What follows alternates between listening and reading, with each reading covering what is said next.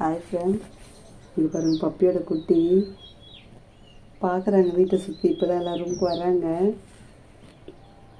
அவங்க 2 பேர் தூங்குறாங்க. பாருங்கள் இந்த அம்மா பாருங்கள்,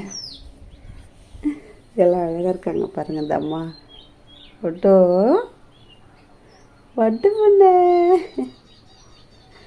டோ லட்டு நீங்கள் லட்டோ பாருங்கள் ஃப்ரெண்ட்ஸ், எல்லாம் அழகாக இருக்கா பாருங்கள்.